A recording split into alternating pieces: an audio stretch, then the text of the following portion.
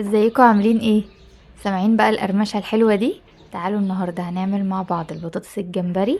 دي بطاطس بتتعمل في مطعم مشهور قوي والناس بتجيلها من كل حتة عشان تدوقها.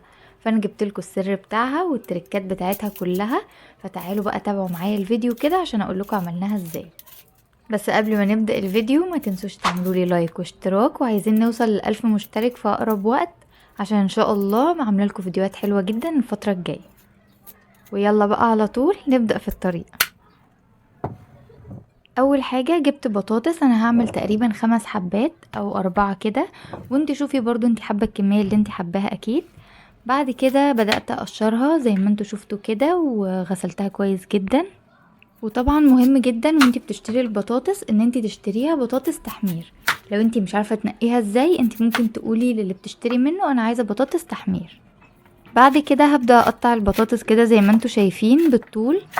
طبعا قطعي التقطيعة اللي تريحك، بس اهم حاجة تكون التقطيعة صغيرة، يعني مش سميكة قوي وفي نفس الوقت مش رفيعة قوي زي الشيبسي يعني.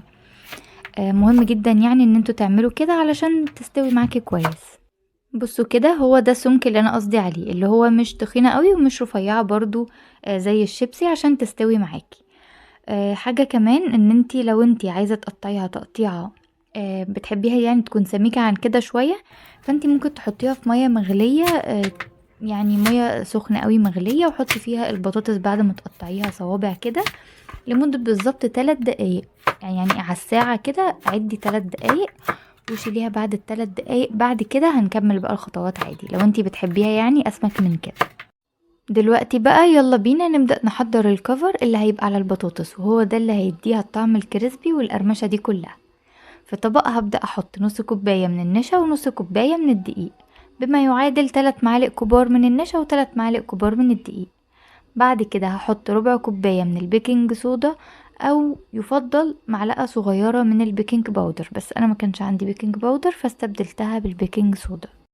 بعد كده هنحط التوابل، معلقة صغيرة من توابل البطاطس، دي بتجيبيها من عند العطار، او لو حابين اقولكوا طريقتها اكتبولي في الكومنتات. ونص معلقة من كل التوابل اللي هقول عليها دي، الملح والفلفل الاسود والبابريكا والثوم البودر والبصل البودر. وكمان ربع معلقة من كل اللي هقوله دلوقتي، كمون وكركم وكاري. وعلى فكرة مش لازم تحطوا الكركم والكاري الاتنين، انت ممكن تكتفي لو عندك نوع واحد منهم. انا بس عشان عندي الاتنين فحبيت اخد طعم ده وطعم ده. بعد كده هنبدأ نضيف مية بقى بالتدريج، هو تقريبا هنحتاج كوباية الا ربع مية، بس طبعا انت حطي بالتدريج لحد ما تلاقي قوام ولا هو سايل قوي ولا هو برضو ماسك قوي، يعني قوام اخف من بتاع الزلابية بشوية. هو تقريبا القوام ده او ممكن اتقل شوية صغيرين لان انا كنت زودت معلقة دقيق كمان، بس معلش الكاميرا فصلت. هنحط بقى البطاطس في الخليط اللي عملناه ونغلفها بيه كويس. يلا بينا بقى نقلي البطاطس. تابعوا معايا عشان هقولكوا نصايح تخلي البطاطس بتاعتكم ما تشربش زيت. حلة على النار وهبدأ انزل بالزيت. اهم حاجة عشان البطاطس بتاعتي ما تشربش زيت لازم يكون الزيت بتاعي سخن. انا مش عايزاه سخن اللي هو يكون محروق، لا سخن سخونية كويسة. وابدأ انزل بالبطاطس واحدة واحدة، يعني ما اخدش كل مرة واحدة كده وانزل في الزيت، لا هاخدهم واحدة واحدة واحطها في الزيت عشان تطلع معايا الحبة بحبتها مش ملزقين في بعض، وتبقى كريسبي بقى ومقرمشة كده زي ما انتوا شفتوا.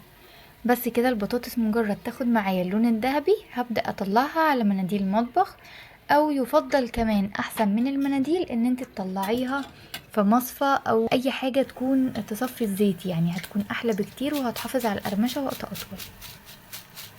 وبس كده في اقل من 5 دقايق هنكون عملنا بطاطس كريسبي وذهبي، طرية من جوه ومقرمشة كده من بره، بجد في اقل من 5 دقايق. اسمعوا بقى القرمشة الحلوة دي. بس كده حبايبي، شكرا لكل حد شاف الفيديو للاخر، واتمنى يكون الفيديو افادكم وعجبكم. وما تنسوش تعملوا لي لايك وتشتركوا في القناة، عايزين نوصل ل1000 مشترك في اقرب وقت عشان ان شاء الله عامله لكم فيديوهات لرمضان حلوة جدا ومحتاجة تشجيعكم. شكرا جدا على وقتكم واشوفكم الفيديو الجاي على خير. باي باي.